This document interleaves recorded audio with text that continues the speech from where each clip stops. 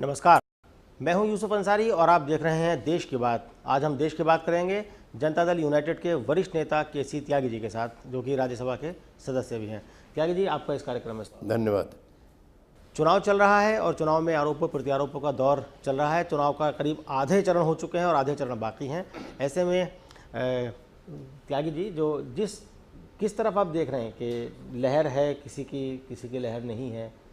एक अजीब तरह का माहौल देश में हो गया है, ध्रुवीकरण कराने की कोशिश हो रही है। नहीं, ना तो ये भाजपा की लहर है, ना श्री नरेंद्र मोदी की लहर है। मूलतः ये कांग्रेस विरोधी रुझान है, लहर है। पिछले 4 राज्यों के जो चुनाव हुए थे उसमें 2 राज्यों में कांग्रेस की सरकार थी, 2 राज्यों में भाजपा की सरकार थी।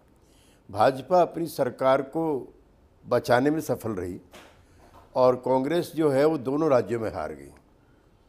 तो इसलिए तो कांग्रेस विरोधी रुझान आप कह सकते हो। लेकिन एक और डेवलपमेंट हुआ है कि जहां जनता को कांग्रेस और भाजपा दोनों का सार्थक और व्यापक विकल्प उपलब्ध है, वहां उन्होंने उस विकल्प को भी परख के देखा है, जैसे दिल्ली में आम आदमी पार्टी। तो ये बुरा ट्रेंड जो है भाजपा के लिए भी है। भाजपा को बहुत उत्साह होने की जरूरत इसलिए नहीं है कि नहीं, भाजपा की तो बात ही नहीं हो रही, वहाँ तो मोदी की बात हो रही है। ना मुद्दे हैं, ना पार्टी है, ना मुद्दे हैं, सिर्फ मोदी है। देखिए, ये अटल बिहारी वाजपेयी का जो युग था उसकी समाप्ति हो चुकी है।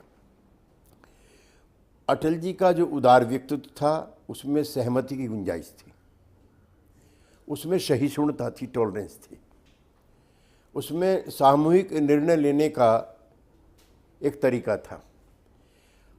और संघ में भी और पहले जनसंघ में भी सिखाया जाता था और बताया जाता था कि देश प्रथम, पार्टी द्वितीय और व्यक्ति तृतीय। नया जो नेतृत्व आया है अहमदाबाद से, उसने व्यक्ति प्रथम, पार्टी द्वितीय और देश तृतीय कर दिया। उसने पहले गुजरात की पार्टी को बुलडोज किया, फिर दिल्ली की पार्टी को बुलडोज किया, और अगर देश की जनता नहीं संभली तो देश भी बुलडोज हो सकता है। इसलिए जो नई राजनीति के जो पैरोकार हैं भाजपा में, उन लोगों ने सारे आंकड़े, सारी चीज़ें बदल दी हैं। पूरी पार्टी जो इंदिरा गांधी के आपातकाल से लड़ रही थी, जो नेता सूर्यवीर योद्धा थे, वो भी नतमस्तक हो गए भाजपा के नए नेतृत्व के सामने। तो ये नई चुनौतियां हैं, नए नारे हैं और नया दौर है। तो इस नए दौर में जनता दल यूनाइटेड को आप कहाँ पाते हैं? देखिए, जनता दल यूनाइटेड इस समय गैर कांग्रेसी, गैर भाजपाई किसी बड़े आंदोलन की, विकल्प की या गठबंधन की धुरी बनना चाहता है। हम लोगों ने 30 अक्टूबर 2013 को ऐसी एक मुहिम का शुरुआत की थी जिसमें 14 पार्टियां शामिल हुई थी। फिर संसद में हमने 11 पार्टियों को, जिनकी संख्या संसद में है, उनका एक ब्लॉक बनाया था।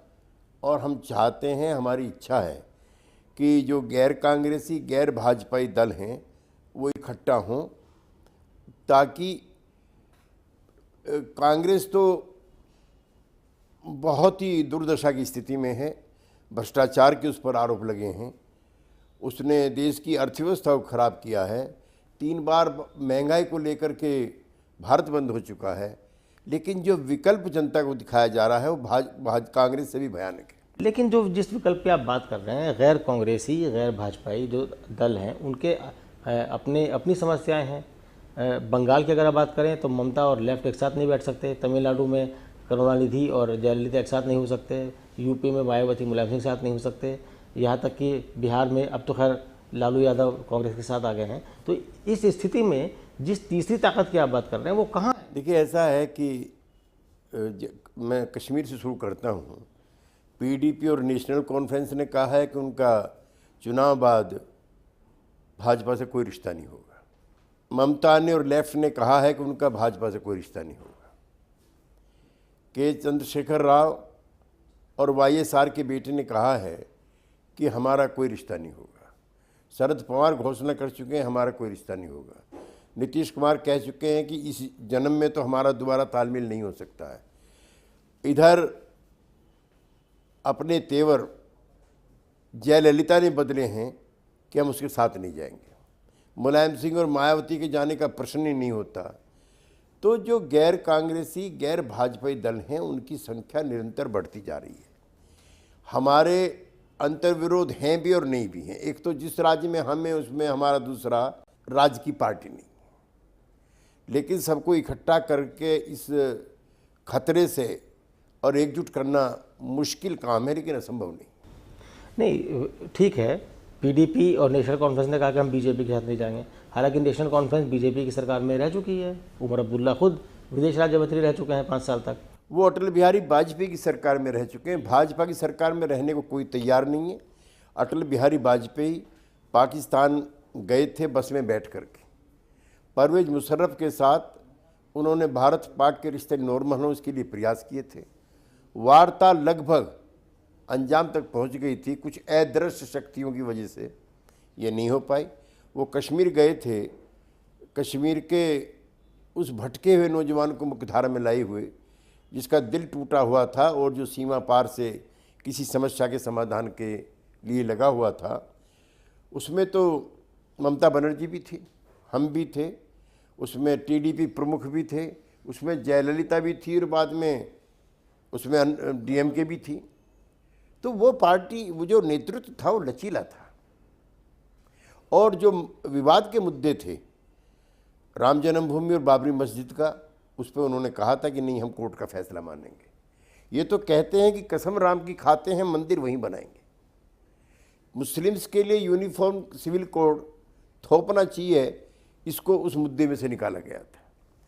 कश्मीर के सवाल को लेकर के धारा 370 को बनाए रखना चाहिए, बल्कि उसको और इफेक्टिव करना चाहिए, उसके कभी ख़त्म करने की बात भी नहीं हुई थी।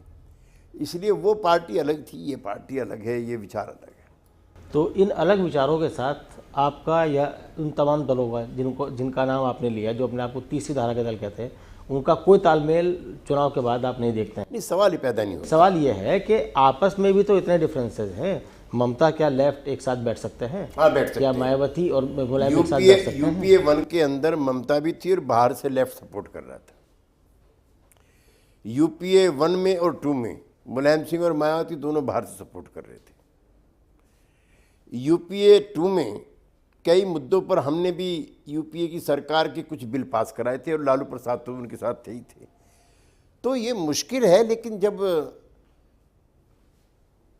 आंधी तूफान आते हैं तो सब इकट्ठे होते हैं। ये आंधी तूफान ही है। आंधी तूफान है या सुनामी है?